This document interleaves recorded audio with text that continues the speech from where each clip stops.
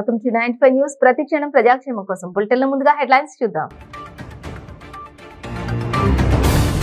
BRS MLA Sayanna మృతదేహానికి నివాళులర్పించిన CM KCR 5 సార్లు ఎమ్మెల్యేగా గెలిచి అరుదైన ఘనత సాధించారని కితాబు. టీడీపీ నేత తారక రత్న భౌతిక కాయానికి చంద్రబాబు నివాళులు. చంద్రబాబుతో కలివిడిగా ముచ్చటించిన ఎంపీ విజయసాయిరెడ్డి.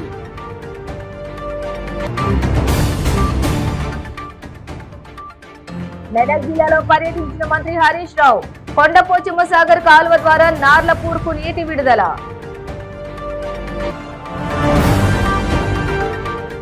టీడీపీ తీర్థం పుచ్చుకోనున్న మాజీ మంత్రి కన్నా లక్ష్మీనారాయణ. ఈ నెల 23న చంద్రబాబు సమక్షంలో టీడీపీలో చేరిక.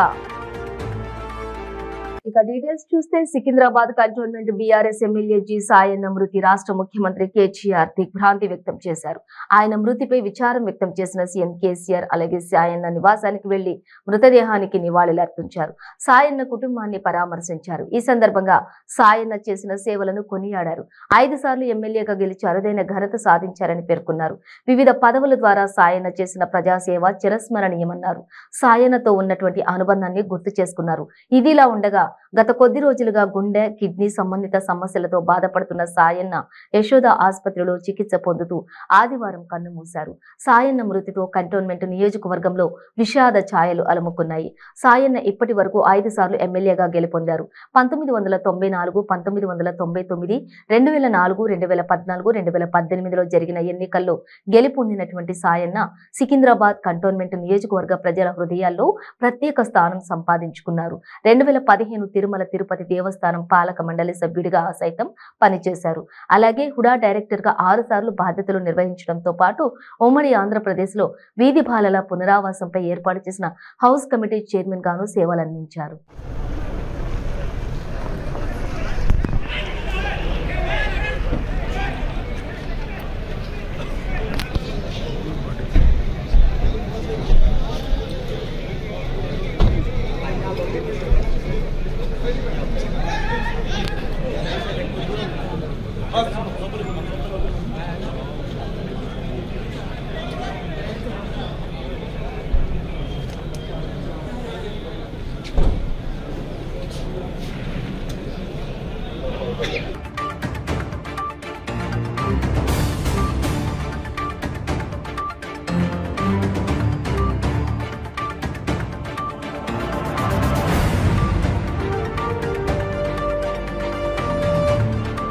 టీడీపీ అధినేత మాజీ సీఎం చంద్రబాబు ఆయన కుటుంబ సభ్యులపై వైసీపీ ఎంపీ విజయసాయిరెడ్డి తీవ్ర స్థాయిలో విమర్శలు గుప్పిస్తుంటారు.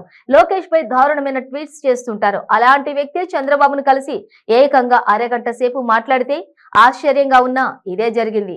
సినీ నటుడు టీడీపీ నేత తారక రత్న భౌతిక కాయాన్ని హైదరాబాద్ లో సందర్శించి చంద్రబాబు నివాళులర్పించారు. అనంతరం ఆయన విజయసాయిరెడ్డి సోఫాలో దాదాపు అరగంట సేపు పక్కనే కూర్చుని మాట్లాడుకున్నారు.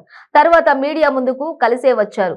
చంద్రబాబు మీడియాతో మాట్లాడినంతసేపు విజయసాయి ఆయన పక్కనే ఉన్నారు. తారక రత్న భార్య అలేఖ్య, తల్లి విజయసాయి భార్య, అక్క చెల్లెలు ఈ బంధుత్వం నేపథ్యంలోనే విజయసాయి ఆదివారం మొత్తం తారక రత్న ఇంటి వద్దే ఉన్నారు. అక్కడి కార్యక్రమాలను సమన్వయం చేస్తూ కనిపించారు. తారక రత్న బెంగళూరులో చికిత్స పొందేటప్పుడు కూడా అక్కడకు వెళ్లి ఆరోగ్యంపై వాకబు చేశారు.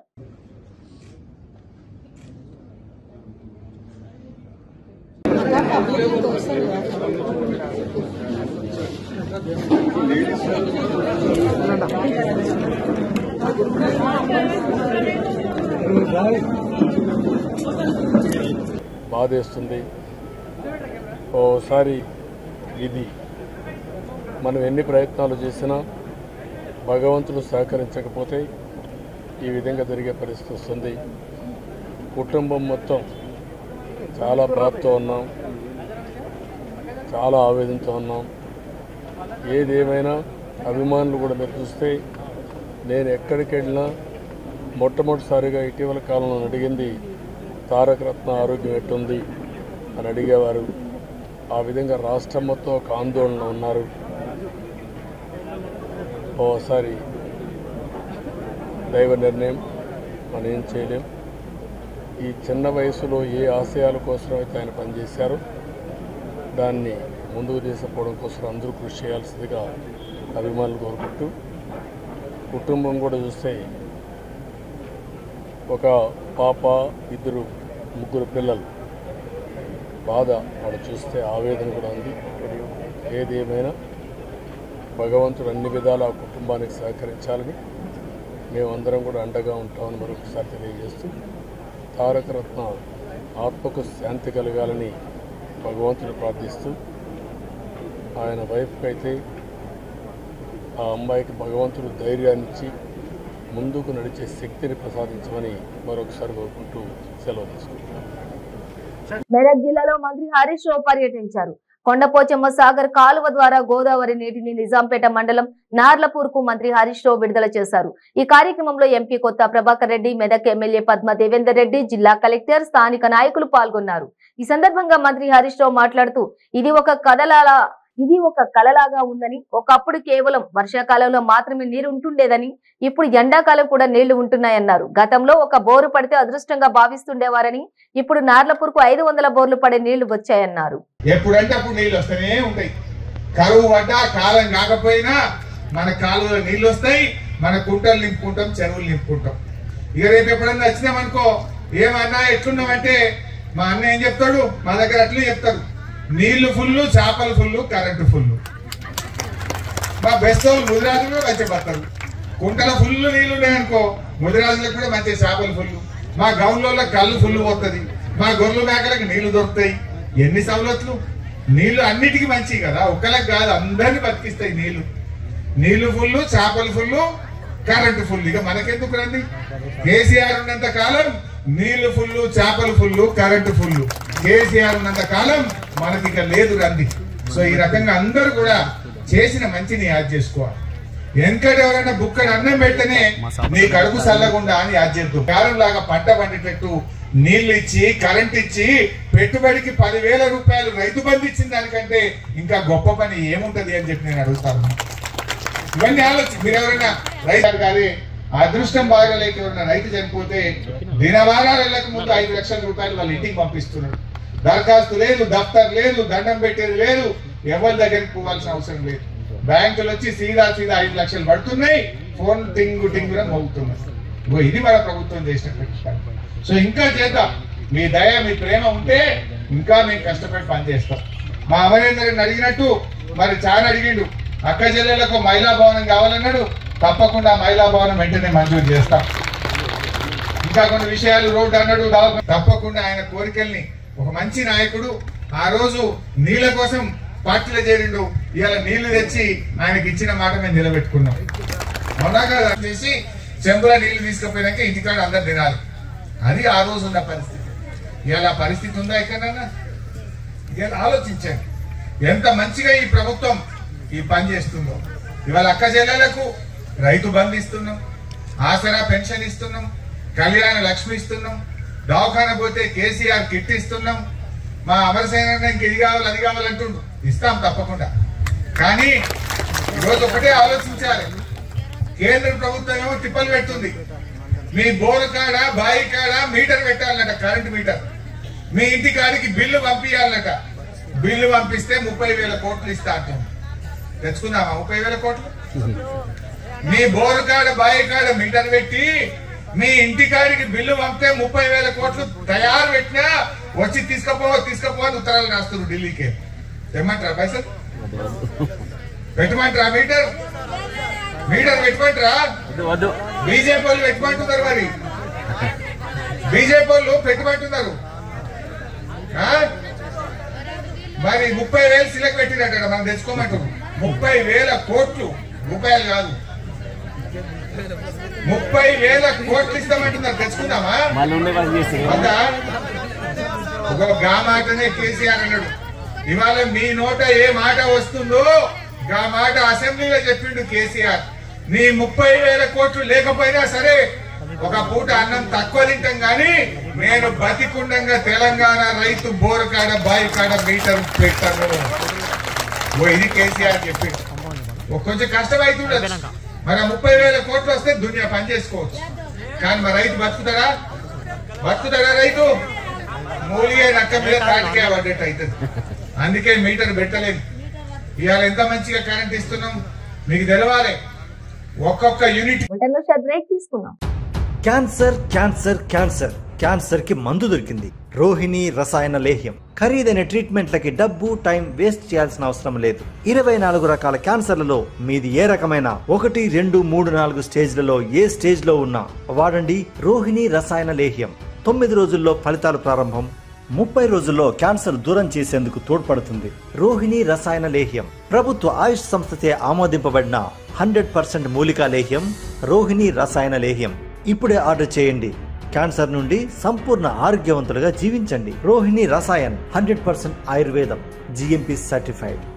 ప్రతిరోజు 1000 రూపాయలు సంపాదించే అవకాశం ఇప్పుడు మీకోసం. మహిళలకు, నిరుద్యోగ యువతులకు ఆర్థికంగా ఎదగాలని కష్టపడే తత్వం గల వారికి ఉపాధి అవకాశం. ప్రతిరోజు 1000 నుంచి 2000 సంపాదించుకునే అవకాశం పొందండి. మీరు కూడా ఆర్థికంగా ఎదగండి. అదెలాగో అనుకుంటున్నారా? రోటీ రైడర్ 10 నుంచి 20 సెకండ్లలో రోటీని తయారు చేసేస్తుంది. అంటే గంటకి 120 రోటీలు తయారవుతాయి. అదెలాగో ఈ వీడియోలో ఒక్కసారి చూద్దాం.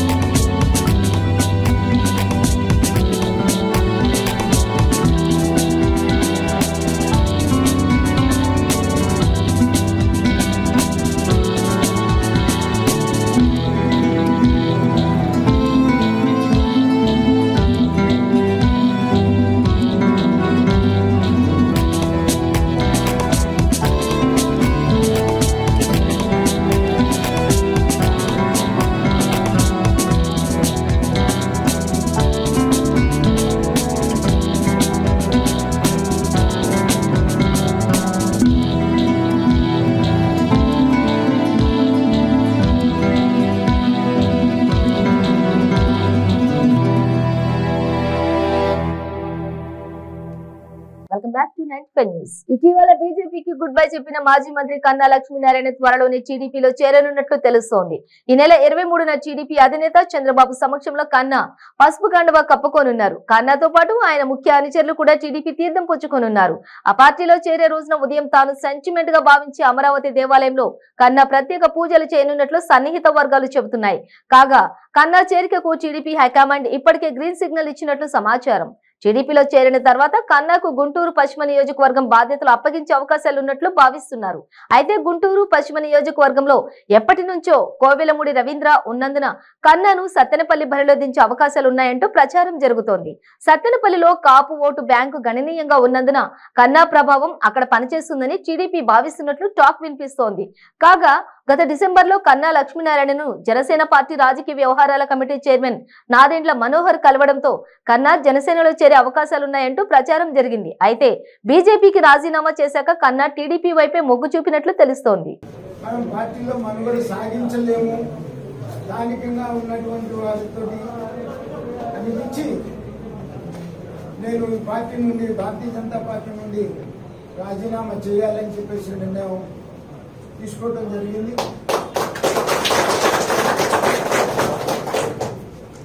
తెలంగాణలో విద్యుత్ సమస్యలను వెంటనే పరిష్కరించాలని తెలంగాణ జనసమితి అధ్యక్షులు ప్రొఫెసర్ కోదండరాం డిమాండ్ చేశారు.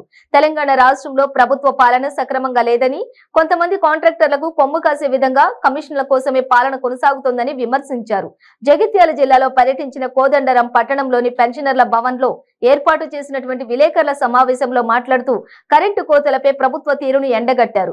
రాష్ట్ర ప్రభుత్వం డిస్కంలకు పెద్ద ఎత్తున బకాయిలు ఉండడం వల్ల విద్యుత్ సంస్థలు సరిపడా విద్యుత్ తయారు చేసే పరిస్థితుల్లో లేవని, మరోవైపు కొనుగోలు చేసే శక్తి లేకనే విద్యుత్ కోతలు విధిస్తున్నారని తెలిపారు. దీంతో రాష్ట్రంలోని రైతులు సతమతమవుతున్నారని ఆవేదన వ్యక్తం చేశారు. ప్రభుత్వం డిస్కంలకు బకాయి ఉన్న డబ్బులు వెంటనే చెల్లించాలని ఆయన డిమాండ్ చేశారు. విద్యుత్ కోతల పట్ల ప్రభుత్వ తీరును నిరసిస్తూ రాష్ట్రంలోని అన్ని విద్యుత్ భవనాల ముందు నేడు తెలంగాణ జనసమితి ఆధ్వర్యంలో పెద్ద ఎత్తున ఆందోళనలు చేపట్టనున్నట్లు ఈ సందర్భంగా తెలిపారు. ఇదిలా ఉండగా రాష్ట్రంలో జర్నలిస్టులకు ప్రభుత్వం ఇళ్ల స్థలాలు ఇవ్వలేదని, ఈ పరిస్థితి జగిత్యాలలో మరింత దయనీయంగా ఉందన్నారు. కాబట్టి జర్నలిస్టులకు వెంటనే ఇళ్ల స్థలాలు ఇచ్చే విధంగా చర్యలు చేపట్టాలని కోరారు. మనకు కావాల్సిన కరెంట్ రాష్ట్రంలో ఉత్పత్తి అవుతలేదు. ఇతర రాష్ట్రాల నుంచి కూడా కొంటున్నాం. ఛత్తీస్గఢ్ వాళ్ళు 3000 కోట్లు బకాయి పట్టడంతో వాళ్ళు కరెంట్ సప్లై ఆపేసి, ఇది అందరికీ తెలిసినటువంటి వాస్తవం. ఈ పరిస్థితులలో ఏం జరుగుతున్నదంటే ఇప్పుడు ఇక డిస్కంలు కుదోబెట్టడానికి కూడా వాళ్ళ దగ్గర ఆస్తులు లేవు. తీగల కాడ నుంచి అన్ని కుదోబెట్టారు. ఇక మిగిలింది ఇవాళ ఏమన్నా ఉంటే అక్కడో ఇక్కడో పైసలు తెచ్చి అవి జీతాలు చెల్లించడానికి వాడుకుంటున్నారు. అందువల్ల ఇలా డిస్కంలు 2 రకాలుగా ఆలోచిస్తున్నాయి. పోయిన సంవత్సరము 6000 కోట్ల రూపాయల భారాన్ని ప్రజల మీద వేసింది. ఇప్పుడు ఈ సంవత్సరం 16,000 కోట్ల రూపాయల భారాన్ని ప్రజల మీద వేయాలనేటువంటి ఆలోచన ఇప్పుడు డిస్కంలు చేస్తున్నాయి. ప్రతిపాదనలు తయారైనవి. వాళ్ళు రెగ్యులేటరీ కమిషన్ ముందు ప్రతిపాదనలు పెట్టారు. మరోవైపు కరెంటు కొనగల శక్తి లేదు కాబట్టి ఇవాళ అవసరమైనంత కరెంటు వాళ్ళు సప్లై చేయలేకపోతున్నారు. అందువల్ల ఇవాళ విపరీతంగా కోతలు సుమారు 15% వ్యవసాయానికి అవసరం. ఆ కరెంటుని ఇవాళ డిస్కంలు సరఫరా చేయకపోవడం చేత మనకి ఇవాళ రాష్ట్రంలో విపరీతంగా కోతలు ఉన్నాయి. ఇప్పటికైనా ప్రభుత్వం వెంటనే పైసలు చెల్లించి డిస్కంలు మనకు కావలసినంత కరెంటు సరఫరా చేయడానికి తోడ్పడాలని చెప్పి మేము డిమాండ్ చేస్తున్నాం. ఈ విషయం మీద మేము కొంత సీరియస్గానే ఆందోళన చేయాలని రేపు ఎల్లుండి మంగళవారాల్లో అన్ని జిల్లాల్లో ఎలక్ట్రిసిటీ అధికారులకు రిప్రజెంటేషన్ ఇవ్వాలని కూడా నిర్ణయించాం. ఇంకా మూడోది మేము ఇవాళ ప్రధానంగా చాలా విషాదం మనసును కలిచివేసిన ఘటన జల్పతి రెడ్డి గారి తర్వాత వారి ఇద్దరి కూతుళ్ళ ఆత్మహత్య. నిజంగా ఇంత ఒక దుర్భరమైనటువంటి జీవితం అనేది మనం చూడం. 7.5 ఎకరాల కోసము పాపం ఆయన తండ్రి జీవితము, అన్న జీవితము, తర్వాత ఈయన జీవితం కూడా పూర్తిగా దాంతోనే దాని చుట్టూ తిరగటానికే గడిచిపోయింది.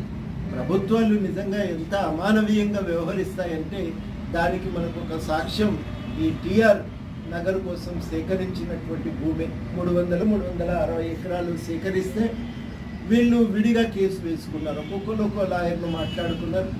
మరి వీళ్ళ లాయర్ పైసలు వచ్చినాక కూడా 3 ఏళ్ల నుంచి ఆ పైసలు వీళ్ళకి రానివ్వట్లేదు. ఇవ్వవలసిన ఫీజు మేము ఇచ్చినామని అంటున్నారు. మరి వచ్చిన పైసలు మాకు విడుదల చేయాలి కదా అంటే 3 సంవత్సరాలుగా విడుదల చేయకపోవడంతో అప్పుల భారం పెరిగిపోయి భవిష్యత్తు అంధకార బంధరం అయిపోయి ఇప్పుడు ఈ నగరంలో వీళ్ళు కొత్త మాస్టర్ ప్లాన్ అంటంతో జగిత్యాల్లో ఆ ఉన్న 18 గుంటలు కూడా దాంట్లో పోయే ప్రమాదం వచ్చింది. దాంతో ఏమైందంటే ఆయనకి ఇంకా దిక్కుతోచని స్థితిలో 2 పిల్లల్ని వాళ్ళు అదే విషయాన్ని గుర్తు చేస్తున్నాయి. కావలసిన వేరే సాధారణ మనుషులైతే ఇట్లాగే వదిలిపెడుతురా. మనం చూస్తున్నాం ఫరూక్ అనే ఆయన దొంగతనం ఆరోపణ మీద కొట్టి చంపిండ్రని ఇవాళనే హైదరాబాద్లో ఆసుపత్రిలో గాంధీ ఆసుపత్రిలో చనిపోయింది. మెదక్ పట్టణానికి సంబంధించిన మామూలు వ్యక్తులైతే అట్లా, పలుకుబడి ఉన్న వాళ్ళైతే ఇట్లానా అని చెప్పి ఇవాళ ప్రజలందరూ కూడా అడుగుతున్నటువంటి ప్రశ్న. ఇది వాస్తవానికి టీఆర్ఎస్ పాలన యొక్క స్వభావాన్ని అద్దం పట్టి చూపుతున్నారు. తమ వాళ్ళైతే ఒక రకంగా అధికారం నడుస్తుంది, తమకు అవసరం లేకపోతే అధికారం ఇంకో రకంగా చెలాయిస్తూ ఉంటారు. ఇట్లాంటి ఒక దుర్మార్గమైనటువంటి పాలనే ఇవాళ తెలంగాణకు ఒక శాపంగా మారింది. తెలంగాణ అభివృద్ధికి ఆటంకంగా మారింది. తెలంగాణ సామాజిక ఆర్థిక వికాసానికి ఇది ప్రతిబంధకంగా మారింది. ఇది మనం ప్రజలందరూ కూడా గుర్తించాలని చెప్పి ఇంకా ఇంతకంటే మనం ఇంకా పెద్ద ఉదాహరణలు కూడా మనం చెప్పుకోవాల్సినటువంటి అవసరం లేదు. మీకు రావాల్సిన ఇళ్ళ ప్లాట్ల కాడి నుంచి మొదలుకుంటే జలపతి రెడ్డికి న్యాయం చేకూర్చే విషయం దాకా ఈ విషయాల మీదనే ఒక సీరియస్గానే ఒక ఈ ప్రభుత్వం చేస్తున్నటువంటి అన్యాయాల మీద ఒక ప్రచారం చేయాలని, ఉద్యమకారులందరినీ కలపాలనే ఒక ఆలోచనతో తెలంగాణ జనసమితి ఉంది. మార్చి 10 మిలియన్ మార్చి జరిగిన రోజు తెలంగాణ బచావ్ పేరిట మేము ఒక సదస్సు జరుపుతాం. ఇట్లాంటి ఘటనల వల్లనే మేము కూడా చాలా బాధపడి కలత చెంది ఇక తెలంగాణ అయితే వాళ్ళు వదిలిపెట్టింది టీఆర్ఎస్ పార్టీ. ఇక వాళ్ళు తెలంగాణ గురించి ఆలోచన చేసే యోచనలో లేరు. అందుకని ఇప్పుడు మనం తెలంగాణ ప్రజలుగా ఇవాళ మనము వెంటనే ప్రభుత్వము మనము పూనుకునే పరిస్థితి లేదు. వాళ్ళు జాతీయ పార్టీగా మారిపోయింది. మనం తెలంగాణ ఉద్యమకారులము, అమరులైనటువంటి కుటుంబాల సభ్యులము, మనము అందరం కలిసి ఇవాళ తెలంగాణ కోసం మళ్ళీ ఐక్యమై జయశంకర్ గారు అన్నట్టు తెలంగాణ వచ్చేదాకా తెలంగాణ సాధన కోసం అయితే తెలంగాణ వచ్చిన తర్వాత తెలంగాణ అభివృద్ధి కోసం ఒక పోరాటం తప్పదు అన్నారు. ఆ పోరాటం కోసం అందరినీ ఐక్యం చేసే లక్ష్యంతోనే మార్చి 10న హైదరాబాద్లో తెలంగాణ బచావ్ సదస్సు జరుగుతుంది. తెలంగాణ ఉద్యమకారుల దగ్గరికి మేము అంతటా కూడా మేము వెళ్తాం, పర్సనల్గా కలుస్తాం. అందరం కలుద్దాం, తెలంగాణను కాపాడుకుందాం, ఇట్లాంటి దుష్ట అప్రజాస్వామిక పాలన నుంచి ప్రజలను కాపాడుకుందాం అని చెప్పి మేము పిలుపునిస్తాం. వరదల్లో చనిపోయిన జమీర్ కుటుంబాన్ని కూడా ఆదుకోవాలని సందర్భంగా మేము ప్రభుత్వాన్ని మా తెలంగాణ జనసమితిగా డిమాండ్ చేస్తాం.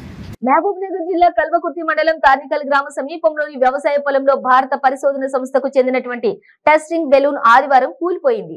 కల్వకుర్తి పరిసర ప్రాంతాల ప్రజలను కనువిందు చేసినటువంటి ఈ బెలూన్ కూలిపోయినట్లు స్థానికులు తెలిపారు. భారత పరిశోధన సంస్థ ఈ బెలూన్ ను టెస్టింగ్ కోసం ప్రదర్శించినట్లు సమాచారం.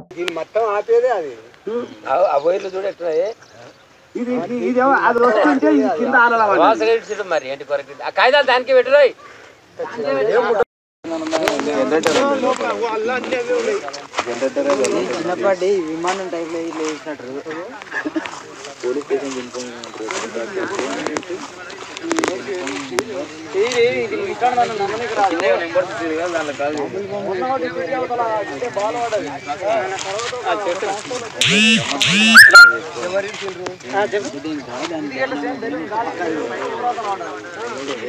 ఎవరో మన్నాడు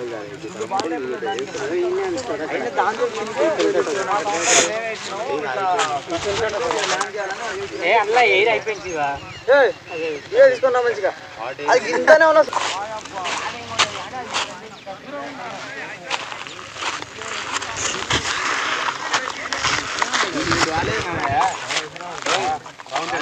ఎవరు నీకేమైంది? 3000 వస్తాయి పుణ్యానికా. బాపట్ల జిల్లా కొరిసెపాడు మండలం మేదరమెట్ల వద్ద ఘోర రోడ్డు ప్రమాదం జరిగింది. అదుపు తప్పి ఎదురుగా వస్తున్న లారీపైకి కారు దూసుకెళ్లింది. ఈ ప్రమాదంలో కారులో ఉన్న 5గురు అక్కడికక్కడే మృతి చెందారు. మృతుల్లో అద్దంకి ఎస్ఐ సమందరవలి భార్య వహీదా, కూతురు అయేషా, బంధువు బుర్రాల జయశ్రీ, బుర్రాల దివ్యతేజ, డ్రైవర్ బ్రహ్మచారిగా గుర్తించారు. కారు ప్రకాశం జిల్లా ఒంగోలు నుంచి గుంటూరు వైపు వెళ్తోంది. ఆ సమయంలోనే అటువైపు నుంచి ఎస్ఐ కుటుంబ సభ్యులు ప్రయాణిస్తున్నటువంటి కారు వస్తుండగా టైర్ పంక్చరే అదుపు తప్పి లారీని ఢీకొట్టడంతో ఈ ప్రమాదం జరిగింది. అద్దంకి సీఐ రోషయ్య ఘటనా స్థలానికి వెళ్లి ప్రమాదం జరిగిన తీరును పరిశీలించారు. చిన్న గంజాం తిరునాళ్లకి వెళ్లి అద్దంకి తిరిగి వస్తుండగా ప్రమాదం చోటు చేసుకుందని సీఐ తెలిపారు. ఈ ఘటనపై కేసు నమోదు చేసి దర్యాప్తు చేస్తున్నట్లు అద్దంకి సీఐ రోషయ్య చెప్పారు. ఈ ఘటనతో ఇరువురు కుటుంబ సభ్యులు కన్నీటి పర్యంతమయ్యారు.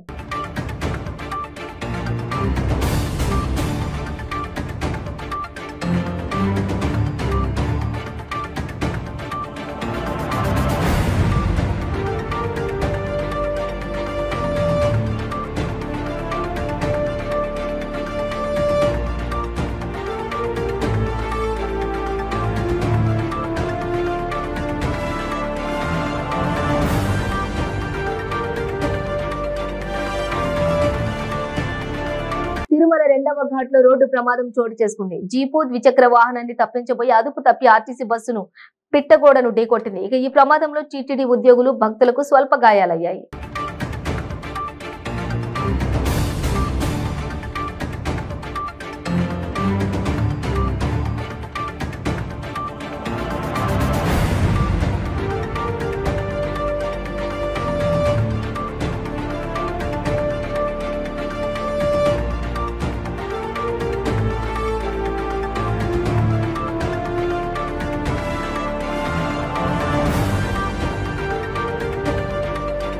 తిరుమల శ్రీవారిని దర్శించుకున్నారు గిడుగు రుద్రరాజు. విఐపి విరామ సమయంలో దర్శించుకుని ప్రత్యేక పూజలు చేశారు.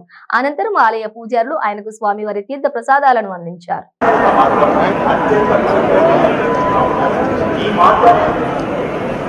బ్రహ్మాండనాయకుడైన శ్రీనివాసుని పాదారవిందములకు నమస్కరిస్తూ వేదాంతమైన మంత్రములలో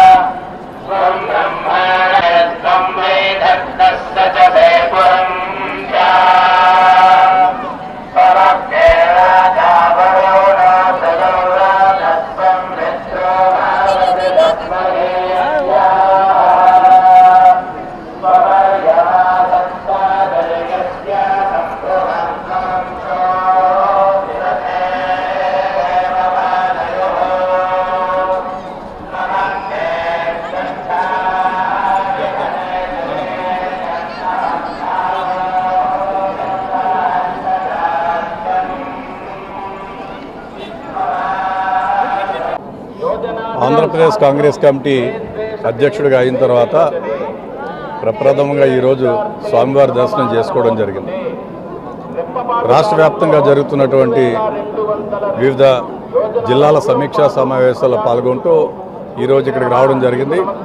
ఈరోజు చిత్తూరులో జిల్లా కాంగ్రెస్ కమిటీ సమీక్షా సమావేశము, రేపు తిరుపతిలో జిల్లా కాంగ్రెస్ కమిటీ సమీక్షా సమావేశము, ఎల్లుండ నెల్లూరులో జిల్లా కాంగ్రెస్ సమీక్షా సమావేశాలు ఉన్నాయి.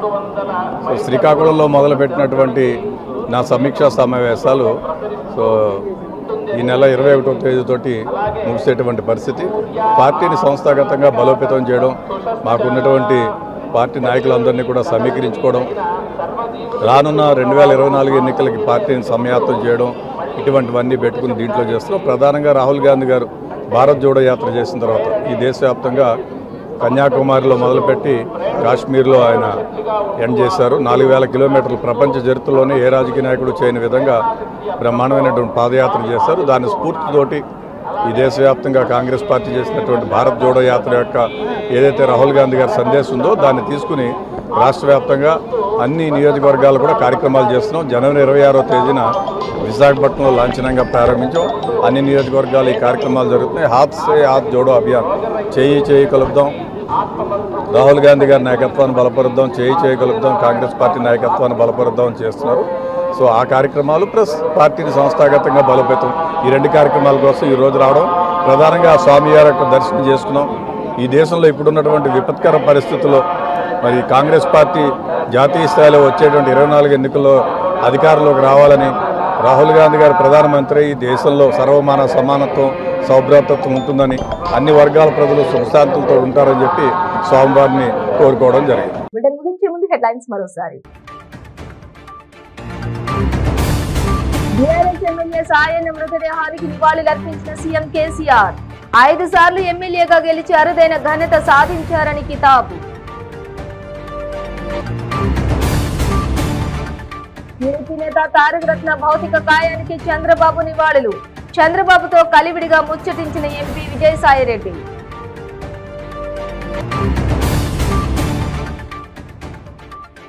మెదక్ జిల్లాలో పర్యటించిన మంత్రి హరీష్ రావు. కొండపోచమ్మ సాగర్ కాలువ ద్వారా నార్లపూర్కు నీటి విడుదల.